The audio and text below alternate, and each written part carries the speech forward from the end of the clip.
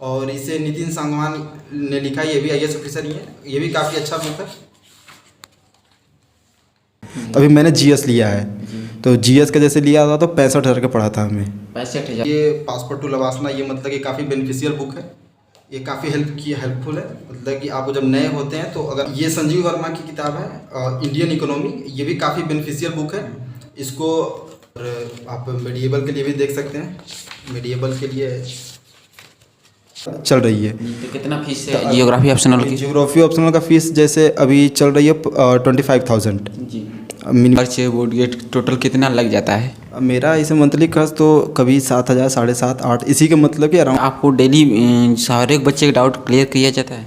हाँ, डेली किया जाता है। अब जिसको डाउट है वही पूछता है। अब जो पूछता है तो उसका मतलब कि उसी टाइम पे क्लियर किया जाता है। और आपके बैच में लगभग हेलो फ्रेंड्स, जैसा कि आप देख सकते हैं कि हमारा बुक लिस्ट जो है आप देख सकते हैं। ये कोचिंग में एडमिशन लेंगे तो आपको उसी के टाइम मिल जाएगा कि हाँ मतलब कि आप कोचिंग के बच्चे तो बैक प्रूफ के तौर पे दिया जाता है। उसके साथ आपको कुछ स्टडी मटेरियल प्रोवाइड की जाती है। और ऐसे ये पॉलिटी के लिए ये हिस्ट्री का पोस्ट इंडिपेंडेंस का है, और ये मीडिएवल हिस्ट्री का है, और एथिक्स का भी इंडिपेंडेंस के लिए है। तो वो ऐसे नोट्स हैं मेरे, हैंड रिटन नोट्स। और आप मीडिएवल के लिए भी देख सकते हैं। मीडिएवल के लिए क्लास में चलते रहता है, तो ऐसे जगह छोड़ देने पर अपडेट करने में भी सही रहता है। और आप एथिक्स के लिए भी नोट्स देख सकते हैं। ये सब हैंड रिटन नोट्स है, बनता है वो धीरे धीरे। जैसे ये मॉडर्न हिस्ट्री के लिए स्पेक्ट्रम की बुक है, और ये पासपोर्ट टू लवासना, ये मतलब कि काफ़ी बेनिफिशियल बुक है। ये काफ़ी हेल्पफुल है, मतलब कि आप जब नए होते हैं तो अगर आप पढ़ेंगे तो कुछ जानकारियाँ मिल जाएगी कि आप क्या चीज़ें सही है क्या गलत है, ये पता चल जाता है। और ये जजमेंट के लिए कि जो लैंडमार्क जजमेंट होती है पॉलिटी में, उसके लिए बुक है। और ये इंटरनल सिक्योरिटी की बुक है, रिटन बाय पवनीत सिंह। और ये काफ़ी मतलब कि बड़े ऑथर हैं इंटरनेशनल, इन्होंने ही इंटरनेशनल रिलेशन का एक बुक लिखा है। और आर्ट एंड कल्चर है, आर्ट एंड कल्चर आप एडिट कर देंगे बाद में। नितिन सिंघानिया के आर्ट ये संजीव वर्मा की किताब है इंडियन इकोनॉमी, ये भी काफ़ी बेनिफिशियल बुक है। इसको अपडेट किया है पवनीत सिंह ने, काफ़ी नई चीज़ें ऐड ऑन हुई है, काफ़ी मतलब कि बहुत ही अच्छा बुक है। और ये सोशोलॉजी ऑप्शनल की ही एक तरह से, मतलब कि जैसे एनसीईआरटी लोग पढ़ते हैं तो इसे भी रेफ़र कर सकते हैं एक तरह से। और इसे नितिन सांगवान ने लिखा है, ये भी आईएएस ऑफिसर ही है। ये भी काफ़ी अच्छा बुक है। और पॉलिटी के लिए आप जैसा फॉलो कर सकते हैं लोग, कोई लक्ष्मीकांत फॉलो करता है तो मैंने डीडी बसु ले रखा है। ये भी बहुत अच्छी बुक है इंडियन कॉन्स्टिट्यूशन के लिए, ये भी बहुत अच्छी बुक है, काफ़ी हेल्पफुल है। और अभी तक यही मेरे पास बुक लिस्ट के तौर पे है। और ये कोचिंग के मटेरियल है, तो जैसे अभी चल रहा है हिस्ट्री, तो हिस्ट्री मेडिएवल हिस्ट्री चल रही है तो मेडिएवल के लिए मिला है मेडिएवल का नोट्स। एंशिएंट ख़त्म हो चुकी है तो एंशिएंट के मिली थी पहले। काफ़ी अच्छे कंटेंट दिए गए हैं इसमें, काफ़ी हेल्पफुल है। आप क्वेश्चन सोल्व करके इसे पढ़ के क्वेश्चन सोल्व। ज्योग्राफी भी चल रही है साथ साथ में, तो ज्योग्राफी का भी नोट्स मिल चुका है, फिजिकल ज्योग्राफी चल रही है। तो ये भी नोट्स काफ़ी बेनिफिशियल है। सारे इसको डिज़ाइन करने वाले प्रोफेसर लोग हैं, तो इस नोट्स को पढ़ने के बाद लगता है कि हाँ चीज़ें अच्छी मिली है हमें पढ़ने को, हो जाते हैं इनसे। हेलो फ्रेंड्स, स्वागत है आप सभी लोग का हमारे चैनल इंडिया सोसाइटी वर्क में। तो फ्रेंड्स, हम आ चुके हैं फिर से प्रयागराज में। प्रयागराज के गोविंदपुर एरिया है, बोले तेलियरगंज से थोड़ा सा हट के गोविंदपुर बोला जाता है। और यहाँ पर भैया हैं, ये युवा आईएएस एकेडमी में तैयारी करते हैं, यूपीएससी साथ साथ यूपीपीसीएस जैसे सिविल सर्विस एग्जामिनेशन की। तो फ्रेंड्स, आज हम जानेंगे कि यहाँ भैया रूम रेंट कितना देते हैं, कितना मंथली बोर्ड आता है।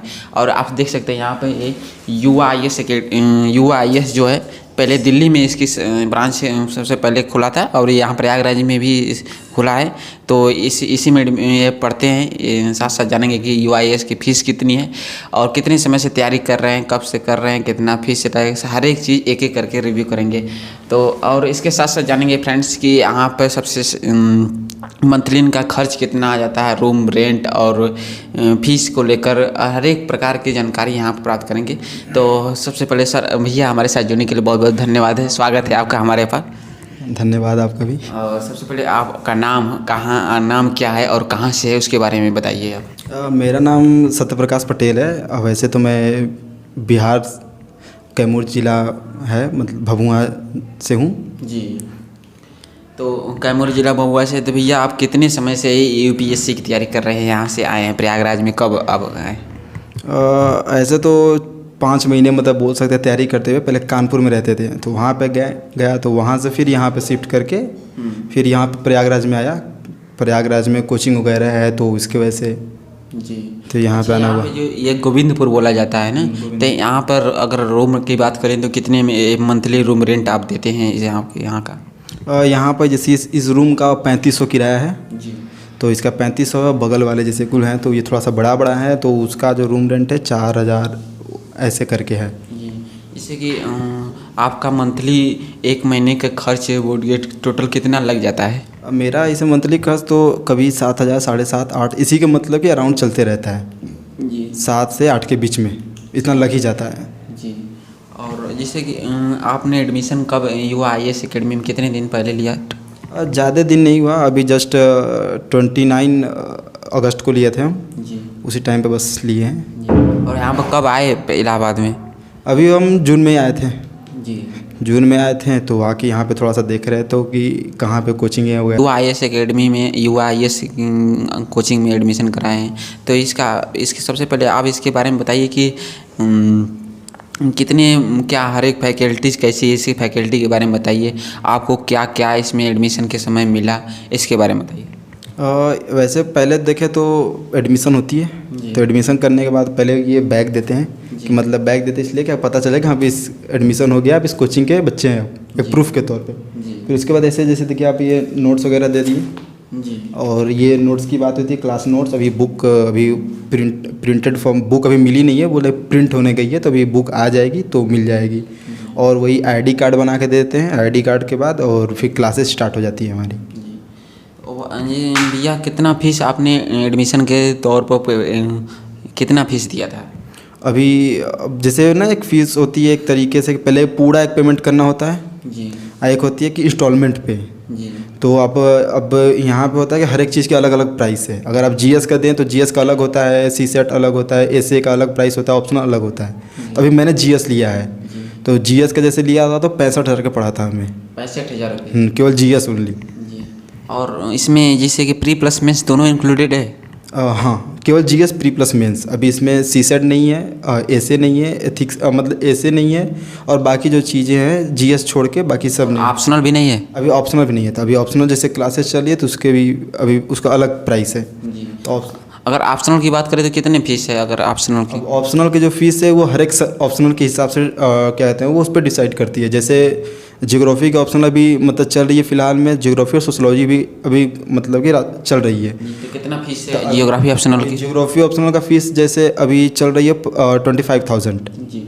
मिनिमम बताया जाए 25,000 है कि जैसे हिंदी मीडियम के लिए इंग्लिश मीडियम तो हिंदी मीडियम 25,000 है और इंग्लिश मीडियम को बेसिकली हर चीज़ महंगी भी थोड़ी पड़ जाती है तो हिंदी मीडियम में वो सोशोलॉजी ऑप्शनल कितनी फीस है? सोशोलॉजी की 35,000 जी।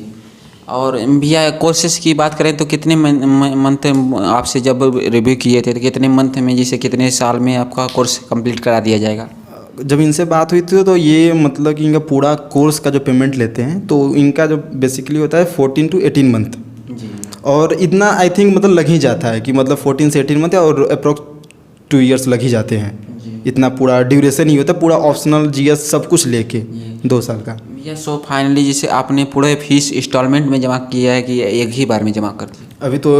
अभी तो GS का दिया तो पूरा एक ही बार में दे दिया। फिर उसके बाद अभी अब जैसे जैसे अब GS कंप्लीट होगा तो उसके बाद हमें ऑप्शनल की जरूरत है, तभी ऑप्शनल कर रहे हैं तो अभी ऑप्शनल का पेमेंट करना है। तो उसके बाद धीरे धीरे जैसे जैसे और चीज़ें लगेगी हाँ अब ये सिलेबस कंप्लीट होता जा रहा है उसके अनुसार अब कोर्स आएगा उसके अनुसार पेमेंट करते जाएंगे। जी। डेली कितने घंटे क्लासेस चलती है आपकी? ऐसे ना जैसे कि अब देखें तो क्लासेस कोचिंग में चलते ही रहते हैं। अब हिंदी मीडियम भी साथ में चलती है, इंग्लिश मीडियम भी साथ में चलती है। तो इंग्लिश मीडियम से हम हैं तो जैसे कि अब देखें तो हिस्ट्री चलती है 1.5 घंटे की क्लास चलती है, कभी कभी अगर ज़्यादा डीप में चले गए तो 2 घंटे हो जाती है। ज्योग्राफी भी उसी तरह है, 2-2.5 घंटे, मतलब कि अगर देखें तो एक बार में एक अगर बैच में देखा जाए तो 2 सब्जेक्ट चलती हैं। तो क्लासेज के बाद आप मान लीजिए 2-3 घंटे बता रहे हैं कि कोचिंग जाते करते हैं, तो इसके अलावा आप कितने घंटे यहाँ पर रूम पर पढ़ाई कर लेते हैं? अब जैसे बहुत सारे लोग होते बताते हैं कि पढ़ना चाहिए 12 घंटे 18 घंटे, मतलब उतना तो लोग बोलते हैं पढ़ना चाहिए, बट आप जब आते हैं कोचिंग से तो आपके पास वो कोचिंग का होमवर्क रहता है, घर फिर रिवीजन करना होता है, तो ये करते करते मतलब 10 से 12 घंटे अगर डेली बैठ कर रहे हैं सीरियसली तो इतना लग ही जाता है। और जैसे बोला जाता है कि 18 घंटे पढ़ना चाहिए, तो ये मतलब कि वो फ्लो में आ जाता है, गिनते नहीं, लेकिन पता चलता है कि हाँ इतना घंटे पढ़े हैं हम लोग। जी।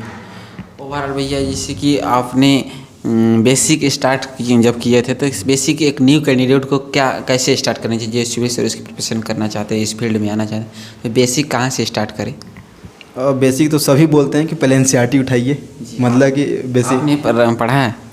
NCERT पढ़ा है थोड़ा बहुत, क्योंकि अब हमें मतलब कि पहले से ही था मन में कि हाँ करना यही है, तो 10th से थोड़ा बहुत मतलब कि फोकस था कि हाँ एक होता है रास्ता डाइवर्टेड रहता है करना क्या है, बट थोड़ा थोड़ा रहता है कि हाँ करेंगे तो ऐसे चीज़ें उसी टाइम से देखते आ रहे हैं यूट्यूब पे, अच्छा ये ऐसे वो, तो NCERT पढ़ लिया, कभी यूट्यूब पे वीडियो देख लिया NCERT से रिलेटेड, तो यही किया उतना, मतलब कि पूरा हर मतलब जितना बोला जाता है ना कि 6 to 12 पढ़ने के लिए, तो वो पूरा नहीं पढ़ा है, मतलब कि बेसिकली 11-12 का मैंने देखा है NCERT पढ़ा है। जैसे अगर बात करें भैया कोचिंग में, तो आपको डेली जैसे इस कोचिंग में डाउट, जैसे ज़्यादातर बच्चे थे IAS में एडमिशन कराए हुए हैं, तो उसके कुछ बच्चे बहुत से ज़्यादा दृष्टि IAS, क्योंकि ब्रांच बहुत ज़्यादा बच्चे दृष्टि में ही पढ़ते हैं, तो ये नई फैकल्टी है, न्यू कोचिंग है युवा IAS की, तो इसमें आपके सारे डाउट को क्लियर किए जाते हैं, इसके साथ साथ क्या एक्स्ट्रा आपको बेनिफिट मिलता है?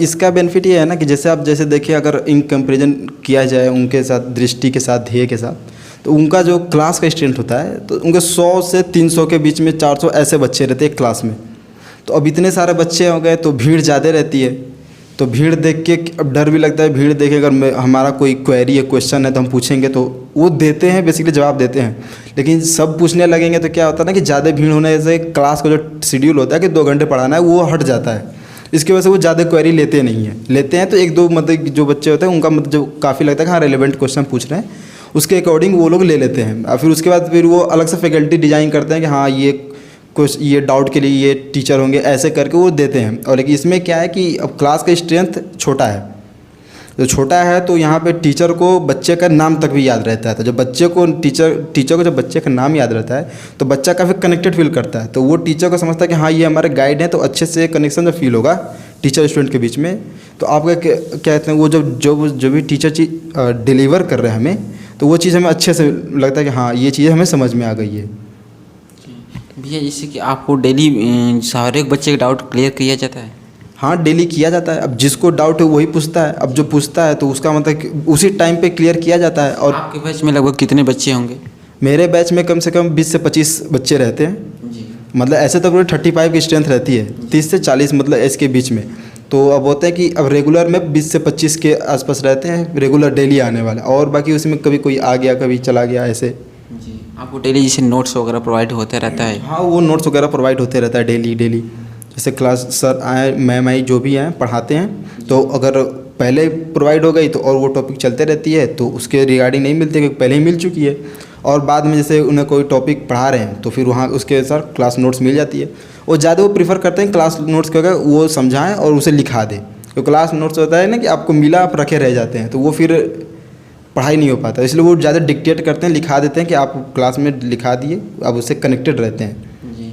आपका डेली का शेड्यूल क्या रहता है सुबह से लेकर शाम तक, एक बार उसके बारे में बताइए। ये बहुत मुश्किल सवाल है ये मतलब कि कुछ ऐसा कह नहीं सकते क्या शेड्यूल है कि टाइम पे ऐसे कि बना दिया डेली टाइम की डिसिप्लिन के साथ उठे 4 बजे सो जाना है 8 बजे उठ जाना, ऐसे वैसा है कुछ नहीं है। एक टाइम फिक्स रहता है कि 10 बजे कोचिंग जाना है, तो उसके अनुसार 7 बजे उठ जाएंगे आराम से, सारे काम कंप्लीट करने के बाद खाना वाना खा पी कोचिंग जाना है, आके कोचिंग से आराम करके थोड़ा बहुत फिर से पढ़ने बैठ जाना, आराम से 10, 11, 12 बजे फिर सो जाना है। ये मतलब ये नॉर्मल चल रहा है कि कभी स्टार्टिंग फेज में है। अब जैसे जैसे अब सिलेबस बढ़ते जाएगा, कोर्स कंप्लीट होते जाएंगे, टॉपिक्स कंप्लीट होते जाएंगे, तो आपका फिर वो बढ़ते जाएगा ड्यूरेशन। जी भैया जैसे कि लास्ट क्वेश्चन आपसे है कि कोई भी एक मोटिवेशन लाइनें बोल दीजिए, जो कुछ भी आपको याद है, जैसे जो हमारे फ्रेंड्स के साथ, दर्शकों के साथ कोई भी मोटिवेशन लाइनें बोल दीजिए जिससे कि आपका कंटिन्यू बना रही। वो क्या मोटिवेशन फैक्टर, कोई भी 2 मोटिवेशन लाइनें। 2 मोटिवेशन लाइन। हाँ, वही भी जो कुछ भी आपको याद है। अरे जैसे अब सब जानते हैं मोटिवेशनल बाज़ार में बिक ही रहा है, मोटिवेशन हर जगह मोटिवेशन मोटिवेशन है।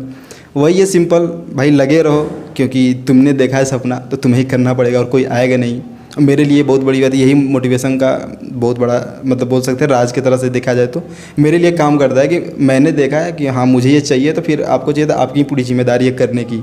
तो यही बहुत बड़ी मोटिवेशनल लाइन हो सकती है मेरे हिसाब से। चलिए, थैंक यू हमारे साथ जुड़ने के लिए बहुत बहुत धन्यवाद। तो फ्रेंड्स, जैसे देखिए आपके साथ जैसा कि भैया ने कोचिंग के से लेकर और पूरे दिन के शेड्यूल से लेकर और सब फीस को लेकर हर एक के बारे में, एक के बारे में रिव्यू किया, और इस कोचिंग की फ़ीस कितनी है और जीएस की, सीसेट की, सब के बारे में भैया ने बताया। तो फ्रेंड्स, और कोई भी इंक्वायरी हो तो कमेंट सेक्शन में हमें ज़रूर बताइए, और साथ साथ हमें यह भी बताइए कि आपको वीडियो कैसा लगा।